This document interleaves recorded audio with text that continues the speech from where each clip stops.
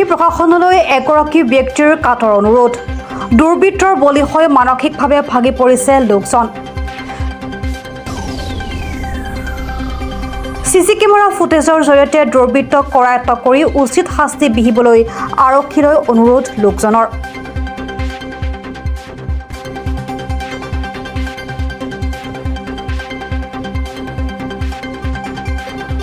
যোৱা কিছুদিন পূৰ্বে মঙলদৈ চহৰৰ মাজমজিয়াৰ পৰা দুৰ্বৃত্তই এগৰাকী ব্যক্তিৰ হাতৰ পৰা কাঢ়ি লৈ গৈছিল নগদ 2.5 লাখ টকা।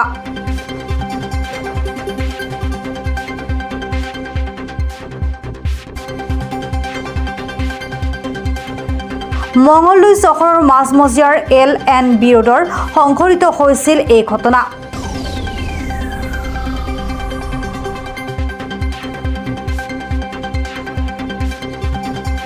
তেতিয়াৰ পৰাই মানসিকভাৱে ভাগি পৰিছে এই লোকজন।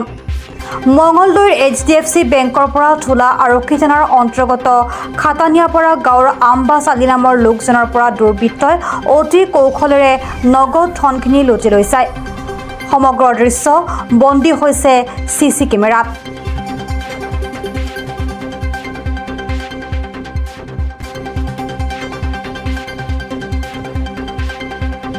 চিচি কেমেৰা ফুটেজত থকা লোকজনে এই কাৰ্য সংঘটিত কৰি তাৰ পৰা পলায়ন কৰে।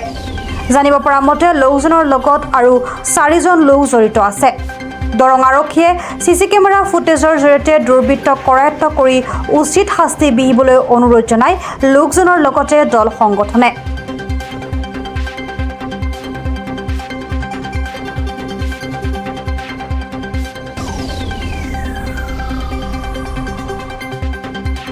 অতি কষ্টৰে উপাৰ্জন কৰা ধনখিনি পলকতে নাইকিয়া হোৱাত মানসিকভাৱে সুস্থ নাই আব্বাছ আলীয়ে। সেয়ে প্ৰশাসনক কেমেৰা ফুটেজত থকা দুৰ্বৃত্তজনক তদন্ত মৰ্মে চিনাক্ত কৰি আম্বাছ আলীৰ ধনখিনি উদ্ধাৰ কৰি দিয়াৰ ব্যৱস্থা কৰিবলৈ দৰং আৰক্ষীক আহ্বান জনায় সংগঠনৰ নেতাকৰ্মীসকলে।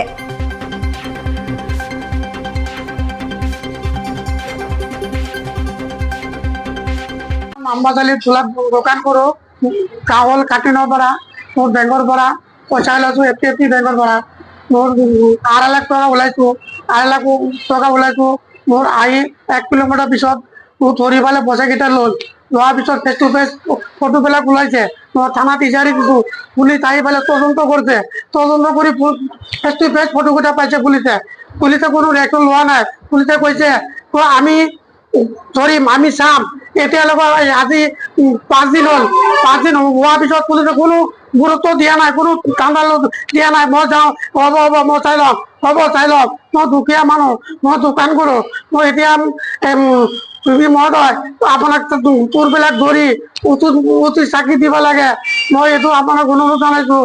অতি দুখ আৰু পৰিতাপৰ বিষয় যে যোৱা শুক্ৰবাৰে 7 তাৰিখ আনুমানিক 1:30 মান বজাত মঙলদৈ চহৰত, যিটো আপোনাৰ সদায় নেতব্যস্ত আৰক্ষীৰে গিজগিজাই থকা সেই চহৰখনত ধোলা অন্তৰ্গত খাটনিয়াপাৰা গাঁৱৰ আম্বাছ আলী নামৰ এজন ব্যক্তিয়ে বেংকৰ পৰা 2.5 লাখ টকা উঠাই তেওঁ ঘৰলৈ অনা সময়তেই 5জন দুৰ্বৃত্তই সেই মানুহজনক পিছা কৰি কিনে টকাখিনি কাঢ়ি লৈ যায় আৰু প্ৰাণে মাৰিবলৈও চেষ্টা কৰে। টকাখিনি কাঢ়ি লওঁতে ইয়াতে যিজন টকা হেৰুৱালে তেওঁ এজন ব্যৱসায়ী, সৰু সুৰা এটা ব্যৱসায় কৰে আৰু ঈদৰ আগত দোকানত মাল উঠাবৰ কাৰণে, ল'ৰা ছোৱালীক বজাৰ কৰাবৰ কাৰণে ঈদ উপলক্ষে তেওঁ টকাখিনি উঠাইছিল। খুবেই দুখীয়া দৰিদ্ৰ মানুহ।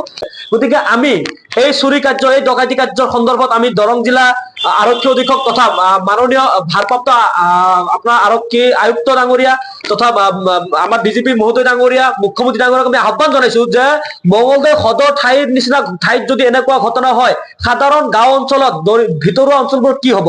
গতিকে আৰক্ষী প্ৰশাসনে অতি তীব্ৰভাৱে ক্ষিপ্ৰতাৰে বিষয়টো গুৰুত্ব সহকাৰে লৈ অতি শীঘ্ৰেই এই ডকাইত কাৰ্যত জড়িত থকা লোকসকলক কৰায়ত্ব কৰিব লাগে। আমি উত্তৰ পূৰ্বাঞ্চল সংখ্যালঘু ছাত্ৰ সন্থাৰ নেমছো দৰং জিলা সমিতি এইটো ক'ব বিচাৰো যে ইমান এটা আপোনাৰ দৰং জিলাৰ হেডকোৱাৰ্টাৰ মঙলদৈ লাগি থকা SP অফিচ, DC অফিচ, সদৰ থানা, ইমান পুলিচ বাহিনী থকাৰ স্বত্তেও ইমান চুৰি ডকাইতি হৈ আছে। আৰু এই ল'ৰাৰ 2.5 লাখ টকা হেৰুৱাৰ 1 ঘণ্টা পিছত ধোলা থানাৰ অন্তৰ্গত আমাৰে গাঁৱৰ এজন ছোৱালী 40,000 টকা লৈ যায় চিলাই মেচিন কিনিবলৈ।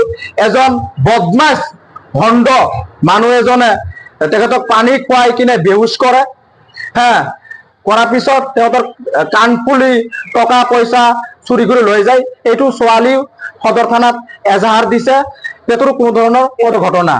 বেয়া লগা কথা যে আমি বাহিৰত গলে আমি নিজে পৰিস্থিতিতে আমি বেয়া পাওঁ যে দৰং জিলাত চুকে কোণে মঙ্গলদৈ এনেকুৱা এটা ক'ব গ'লে চিটি নিচিনা জাগাত ইমান পইচা চুৰি কৰে, ডকাইতি কৰে, কাৰ চক্ৰচাত এইখিনি হৈ আছে।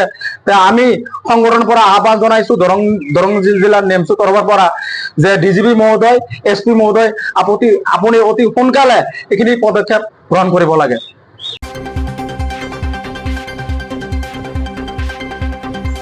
দৰঙৰ পৰা ফাৰুক আব্দুল্লা ৰিপৰ্ট, প্ৰাত টাইম ডিজিটেল।